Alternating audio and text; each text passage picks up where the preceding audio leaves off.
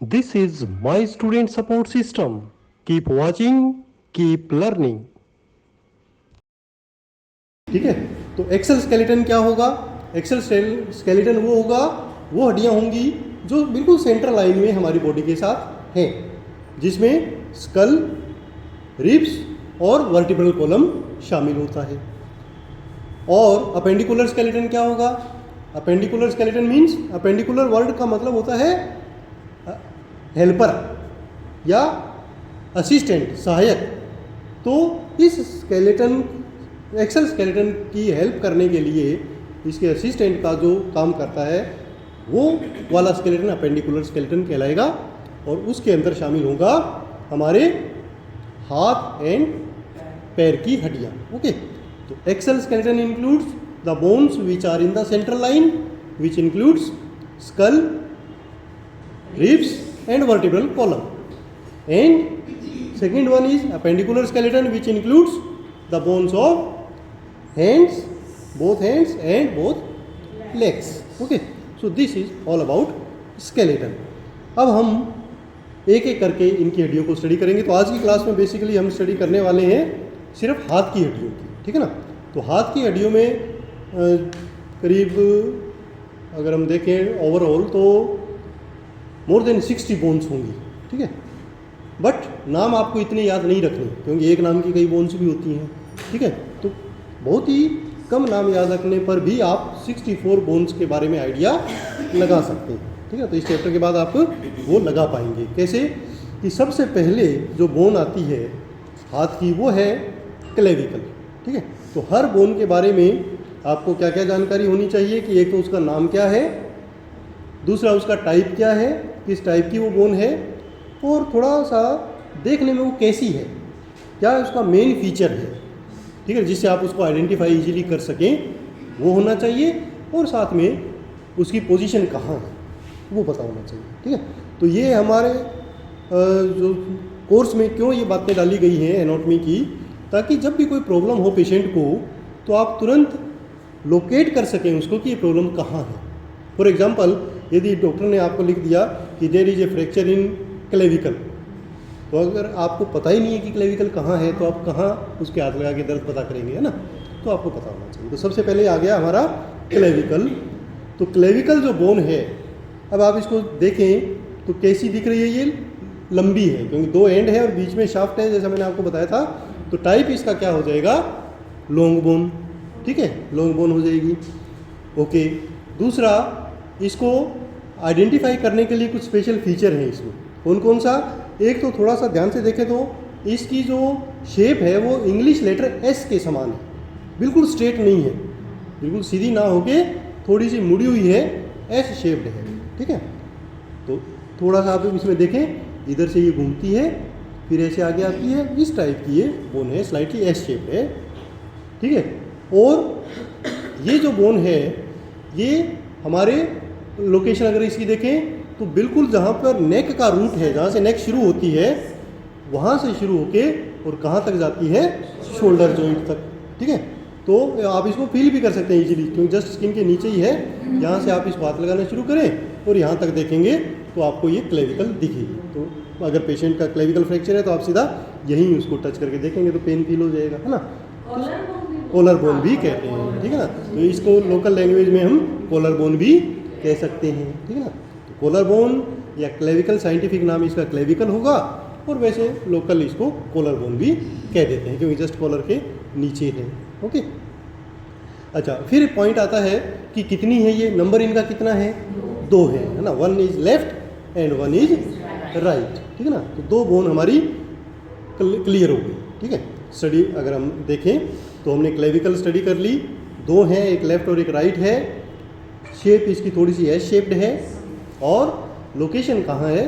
Location इसकी हमारे नेक से शुरू होके और शोल्डर जॉइंट तक ये जाती है और हॉरिजॉन्टल है, ठीक है ना। एक प्रैक्टिकली कई बार ये क्वेश्चन भी पूछते हैं कि which is the long bone which lies horizontally, ऐसी कौन सी लंबी अस्थि है जो इस प्रकार पड़ी हुई अवस्था में होती है। अदरवाइज जितनी भी लॉन्ग बोन है वो एनाटॉमिकल पोजीशन में आए तो लंबी होंगी, ऐसे खड़ी हुई होंगी, बट ये एक ही बोन है जो पड़ी हुई होती है, ठीक है ना। बाकी सारी लॉन्गिट्यूडिनल होंगी और ये वाली कैसी होंगी, हॉरिजॉन्टल होंगी। तो प्रैक्टिकली ये क्वेश्चन कई बार पूछ सकते हैं। तो हॉरिजॉन्टली या पड़ी हुई अवस्था की एक ही लॉन्ग बोन है, उसका नाम क्या है, क्लेविकल। ओके, ठीक है। अब हम आगे अगर बढ़ें तो नेक्स्ट बोन कौन सी आएगी, ये देखिए, ये आ गई है स्केपुला। ठीक है ना, स्केपुला पीछे की तरफ है। ठीक है ना, यहाँ पर शोल्डर के दोनों तरफ बैक साइड में स्केपुला होगी और ये भी काफ़ी मूव करती है। क्लेविकल तो मूव कम करती है। अगर वहाँ पर हाथ लगा के हम हाथ को हिलाएं तो देखेंगे कि बहुत ज़्यादा वो मूव कर रही होती है। ठीक है ना, तो नाम इसका क्या हो गया, स्केपुला। नंबर कितना हो गया, 2, क्लेविकल की तरह, एक लेफ्ट साइड में एक राइट साइड में। ठीक है ना, 2 हमारे पास है। हाँ, नेक्स्ट पॉइंट ये आने वाले हैं। नाम स्केपुला हो गया, नंबर 2 हो गए। टाइप क्या होगा बताओ आप, क्या टाइप होगा, कल हमने डिस्कस किया था, क्या होना चाहिए, लंबी तो ये है नहीं, हाँ फ्लैट, टाइप फ्लैट है ना, जो लंबी नहीं है, थोड़ी सी ऐसे फैली हुई होगी तो उसको हम फ्लैट टाइप ही बोलेंगे। ठीक है ना, तो फ्लैट टाइप की ये बोन है दोनों। ठीक है ना, अच्छा, अब यदि इसके स्पेशल बनावट की बात करें, जैसे वो एस शेप्ड थी, ये किस शेप की है, ट्राइंगुलर। ओके, तो ये एक है ट्राइंगुलर शेप की बोन। ठीक है ना, जिसके 3 बॉर्डर्स हैं और 3 एंगल्स हैं। ठीक है ना, ओके, ट्राइंगल हो गया। अच्छा, इसके अलावा इसकी लोकेशन की बात करें, कहाँ पर स्थित है, तो just behind the shoulders. Okay, back में है, बिहाइंड द शोल्डर, जो शोल्डर का हमारा जो कंधा है, जोड़ है, उसके पीछे ये स्थित होती हैं। ओके, अच्छा, एक और इम्पोर्टेंट चीज़ इसके अंदर है कि ये जो बोन है, इसके एक सिरे पर एक खड्डा होता है। ठीक है ना, उस खड्डे को हम क्या कहते हैं, थोड़ा सा बड़ा खड्डा है तो उसको कहते हैं कैविटी। ठीक है ना, कौन सी कैविटी, इस कैविटी का नाम होता है ग्लिनोइड कैविटी। ठीक है ना, तो ग्लिनोइड कैविटी वो स्थान होगा, वो प्लेस होगा जहाँ पर हमारा शोल्डर जॉइंट बनता है।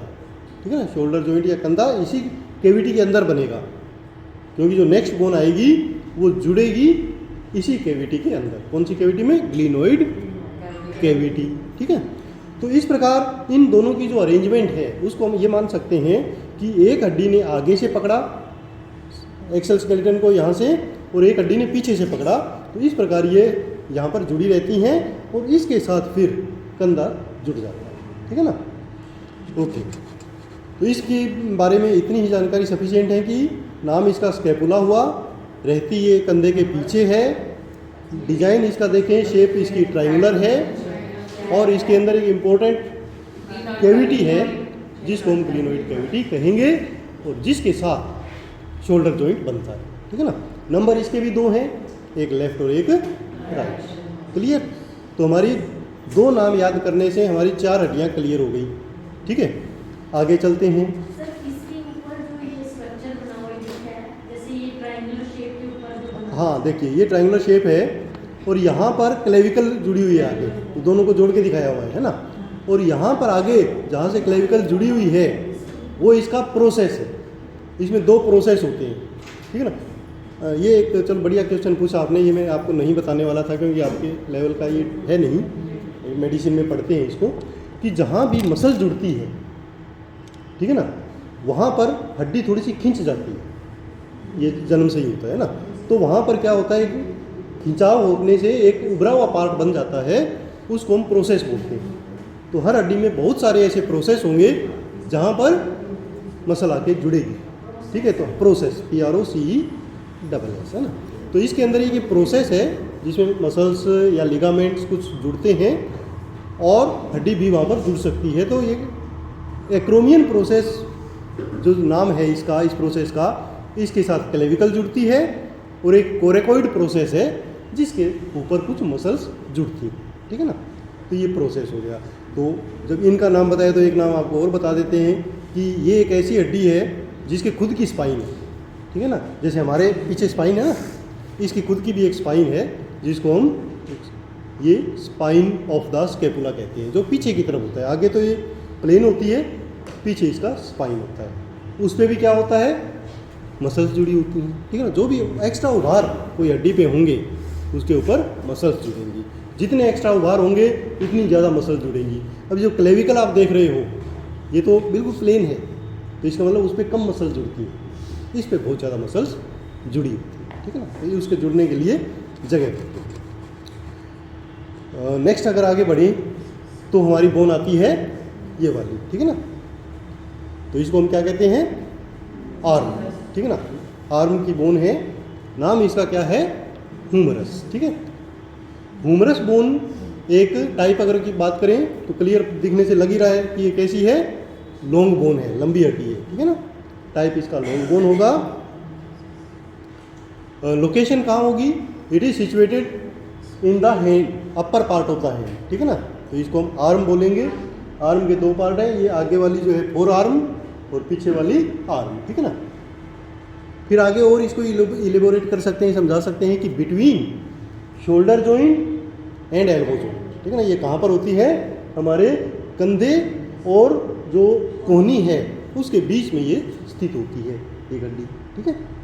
ओके, अच्छा अब इसके स्पेशल डिजाइन की बात करें तो इसमें दो चीज़ें मेन है कि एक तो गोलाकार पार्ट है इसका ऊपर, जिसको हेड ऑफ द ह्यूमरस बोलते हैं, गोल सा दिखेगा, और नीचे वाला जो पार्ट है वो फ्लैट फैला हुआ होता है, ठीक है ना, जिसमें ट्रोक्लिया और कैपिटोलम नाम के पार्ट्स होते हैं, ठीक है। तो इतनी डिटेल में हमें जाने की जरूरत नहीं है, बस ये पता होना चाहिए कि जो गोलाकार पार्ट होगा वो हेड होगा और वो ऊपर रहेगा, ठीक है, और दूसरा जो फैला हुआ पार्ट है वो नीचे रहेगा। क्लियर। तो ये हेड ऊपर और फैला पार्ट जिसमें कैपिटुलम और ट्रोक्लिया है वो नीचे रहेगा।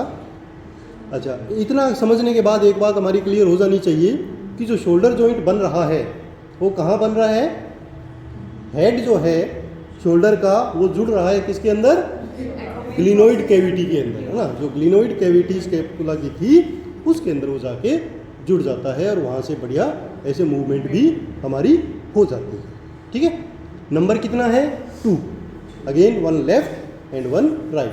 तो 2 ह्यूमरस हो गई हमारी, एक लेफ्ट साइड की और एक राइट साइड की, ठीक है ना। सारी बातें हो गई इसके अंदर कि हमने इसका नाम जान लिया, ह्यूमरस है, टाइप जान लिया, लॉन्ग बोन है, नंबर जान लिए 2 हैं, और लोकेशन जान ली कि यहाँ से लेकर यहाँ तक हमारी आर्म में है।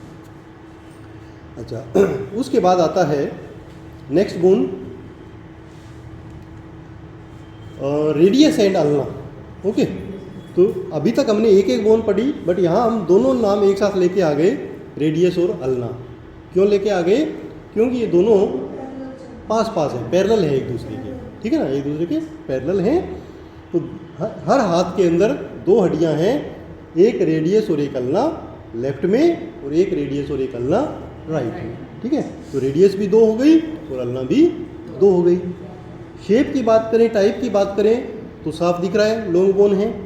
ओके, टाइप इनका हो गया लॉन्ग बोन, और नंबर हो गए दोनों के 2-2, 4 हो गई, 2 लेफ्ट में 2 राइट में, है ना। डिजाइन कैसा है, तो डिजाइन से हम इसको आइडेंटिफाई कर सकते हैं कि जो अल्ना है वो लंबी है रेडियस से। तो इन दोनों में एक छोटी बहन होगी एक बड़ी बहन होगी, है ना। तो छोटी वाली कौन है, अल्ना, सॉरी रेडियस, और बड़ी वाली क्या है, अल्ना, ठीक है। ओके, अच्छा इनके अगर और डिजाइन की बात करें तो ये जो अल्ना है इसका एक उभरा हुआ पार्ट है ऊपर की ओर, तीखा है, जो हमारी कोहनी बनाता है। अगर आप ऐसे कोहनी करें और यहाँ पर टच करें तो किसको टच कर रहे होंगे, अल्ना को, ठीक है। तो अल्ना यहाँ से शुरू होती है और नीचे की तरफ चलती है। अगर इसको आप फील करते हुए आए तो ये चलेगी चलेगी चलेगी यहाँ तक, किस तरफ, लिटिल फिंगर की तरफ, ठीक है।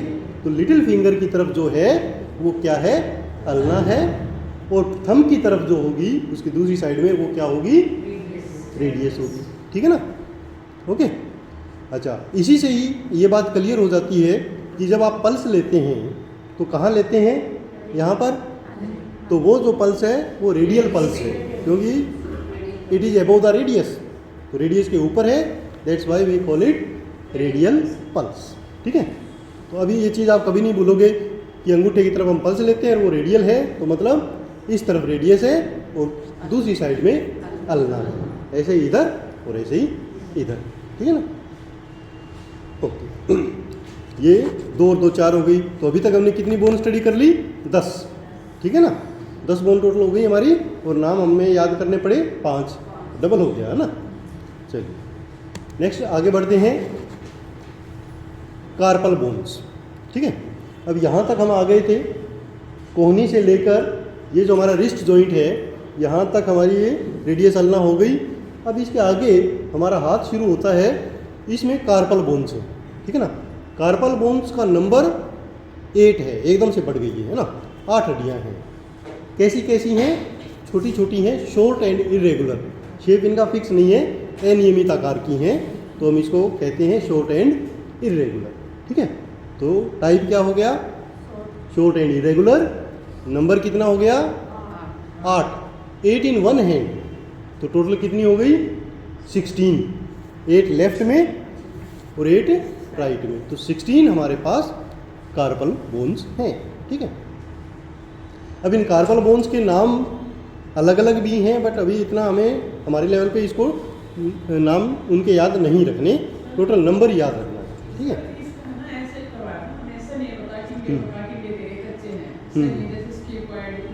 हाँ हाँ, अब उनको करने की जरूरत नहीं है, क्योंकि इतना हमारे एग्जाम में अपने डिटेल में नहीं पूछते हैं। अदरवाइज कोई भी सबके नाम भी हैं, है ना, स्केपॉइड, लूनेट, कैपिटेट। तो टोटल हमने नंबर याद करना है, फिर लोकेशन। 8 हो गई, 8 एक साइड में, तो टोटल 16 हो गई है ना। लेफ्ट में 8, राइट में 8। लोकेशन देखा जाए तो सिर्फ थोड़ी सी दूर में ये 8 है। तो किस जगह है? Wrist. It forms our wrist, कलाई। तो इनको हम कलाई की हड्डियाँ भी कहते हैं, या रिस्ट बोन्स भी कहते हैं। तो रिस्ट बोन कौन सी हैं? ये कार्पल बोन्स हैं, जिनका नंबर 8 है, और ये 2 रो बनाती हैं, 4 एक रो में और 4 दूसरी रो में, ठीक है ना। तो 2 रो बनती है, ठीक है ना। अच्छा, अब ये देखो, क्वेश्चन आपके दिमाग में आ सकता है कि यहाँ से लेकर यहाँ तक 10 बोन एक साथ, ये इतनी सी दूर में 8 बोन और 8 बोन, ऐसा क्यों? भगवान ने ऐसा क्यों किया? ठीक है ना, हमारे से ज़्यादा पढ़वाना था क्या? हाँ हाँ, बिल्कुल बिल्कुल सही है, सही है। हाँ, इसीलिए, क्योंकि ईश्वर ने कुछ भी बनाया है सृष्टि में, उसका कुछ न कुछ यूज है। तो यहाँ पर ये इतनी हड्डियाँ इसलिए है for fine movement. Fine movement, जैसे हम कोई पिक्चर बनाते हैं, ड्राइंग्स, तो वो इतनी जो फाइन मूवमेंट है वो इसलिए पॉसिबल है कि इतनी सारी हड्डियाँ हैं, किसी भी दिशा में मूव कर सकती हैं। अब यहाँ पर अगर देखो तो यहाँ से यहाँ तक कोई मूव नहीं मोड़ सकते, क्योंकि वो सीधी है। बट यहाँ से आप इतनी सुंदर एक पिक्चर बना सकते हैं, क्योंकि कलाई की मूवमेंट बहुत ही ज़्यादा प्रिसाइज है। तो उस मूवमेंट को पॉसिबल करने के लिए यहाँ पर इतनी छोटी छोटी 8 हड्डियाँ दी गई है, ठीक है ना। तो हर चीज़ का महत्व है, जो भी हमारे भगवान ने, ईश्वर ने हमें दिया है। अच्छा, तो 8 इधर हो गई और 8 लेफ्ट में हो गई, तो टोटल हमारे पास 16 हड्डियाँ हो गई। और अभी तक की टोटल स्टडी बोन्स को यदि हम स्टडी करें तो 26 हो गई हमारे पास, है ना। गुड, 26 हड्डियाँ हो गई। और आगे बढ़े, नहीं, बस इतनी सी दूरी में ही है, 4 इधर 4 इधर, बाकी तो ऊपर इसके मसल्स, लिगामेंट्स, फिर स्किन, ये होती है ना। अगर आप स्केलेटन देखें, इस क्लास में नहीं है, दूसरी क्लास में पढ़ा हुआ है, वहाँ आपको वो हड्डियाँ दिखेंगी, है ना। नेक्स्ट बोन है हमारे पास हाथ में मेटाकार्पल बोन्स, ठीक है। मेटाकार्पल बोन्स देख, जैसा कि आप देख सकते हैं, शेप इनकी लॉन्ग बोन है, ठीक है ना। वैसे छोटी हैं बट शेप लॉन्ग बोन की तरह ही होगा। 2 एंड है और बीच में एक शाफ्ट है। नंबर इनका 5 इन ईच हैंड, ठीक है। हर हाथ में 5 हैं, तो टोटल 10 हो जाएंगी, 5 लेफ्ट में और 5 राइट में, ठीक है। नंबर हो गया 10। लोकेशन कहाँ है? It is in the palm. तो यहाँ तक हमने देखा था कार्पल थी, अब यहाँ से लेकर ये इतनी दूरी में हमारे पास क्या है? मेटाकार्पल हैं, और नंबर इसका शुरू होता है अंगूठे की तरफ से, तो 1 2 3 4 5, तो इतनी हमारे पास क्या है? मेटाकार्पल है। अब मेटाकार्पल इतनी दूरी कवर कर लेती हैं, तो हथेली में वैसे देखा जाए तो इस जगह कोई मूवमेंट नहीं होगी, है ना। तो यहाँ होगी मूवमेंट और फिर यहाँ होगी, तो ये पूरा सपाट पार्ट है, इसके अंदर हमारे पास 8 हड्डियाँ हैं। अब इधर की साइड में देखा जाए तो टिश्यू सॉफ्ट वाले ज़्यादा हैं, तो पीछे की साइड से हम इजीली इनको फील कर सकते हैं, है ना, ठीक है। पीछे की साइड में इजीली हम इसको फील कर सकते हैं। 5 लेफ्ट 5 राइट, टोटल हमारे पास 10 मेटाकार्पल हो गई। ओके, और आगे बढ़ते हैं तो हमारे पास और छोटी छोटी हड्डियाँ आ जाती हैं। वैसे तो काफ़ी छोटी हैं बट यहाँ से थोड़ी सी बड़ी है, ठीक है ना, तो इनकी भी मूवमेंट काफ़ी अच्छी होगी, ठीक है। तो ये क्या है, फेलेंजीज, ठीक है ना। एक हड्डी को हम फेलेंक्स बोलते हैं, PHALANX, ठीक है, एक्स होता है लास्ट में, बट कंबाइनली सभी का नाम ही फेलेंक्स है, इसलिए एक ग्रुप बन गया, इसलिए हम इनको क्या कहते हैं, फेलेंजीज, प्लूरल है इसका, है ना। तो फेलेंजीज कितनी हैं हमारे एक हाथ में, 14 फेलेंजीज है, 14 लेफ्ट में और 14 राइट में, तो टोटल कितनी फेलेंजीज हो जाएंगी, वी हैव टोटल 28 फेलेंजीज, ठीक है। अच्छा, अब ये जो फेलेंजीज हैं इनका जो टाइप है वो क्या है, लॉन्ग है, ठीक है ना, यहाँ से लेकर यहाँ तक एक, फिर दूसरी, फिर तीसरी, तो 3 फेलेंजीज इन 1 फिंगर, 3 फेलेंजीज इन 1 फिंगर, तो 3 यहाँ पर, दूसरी में भी 3, यहाँ भी 3, यहाँ भी 3, तो कितनी होगी 12, बट अंगूठे में 2 है, अंगूठे में 2 ही हैं, तो ये कितनी होगी टोटल 14, ठीक है। तो ये भी छोटी छोटी हैं, तो इसलिए मूवमेंट काफ़ी अच्छी बन जाती है, स्पेशली लिखने के लिए और कोई ड्राइंग बनाने के लिए, ठीक है। इसलिए यहाँ भी इनका नंबर काफ़ी ज़्यादा है, ओके। तो टोटल अगर हम यहाँ तक की बोन्स देखें हाथ की, तो कितनी हड्डियाँ हो गई हमारे पास, 64 बोन्स, ओके। 32 इन 1 है, एक हाथ में 32 है, एक हाथ में 32 है, तो 64 बोन हो गई। तो 206 में से आज की क्लास में हमने कितनी बोन स्टडी कर ली, 64, बट नाम तो कम ही याद रखने पड़े। कितने नाम याद रखने पड़े, एक आपने रख लिया क्लेविकल, एक रख लिया स्केपुला, उसके बाद एक ह्यूमरस, एक रेडियस, एक ulna, carpal bones, metacarpal bones और फेलेंजीज, ठीक है। तो 10 नाम याद करने से आपके 64 बोन्स कवर हो गई। हर की पोजीशन, लोकेशन आप अब बता सकते हैं, ठीक है ना, ओके, ठीक है। नेक्स्ट क्लास हम कल शुरू करेंगे, जिसमें पैर की हड्डियाँ शुरू करेंगे। आज के लिए इतना बहुत है ना। My student support system. Keep watching, keep learning.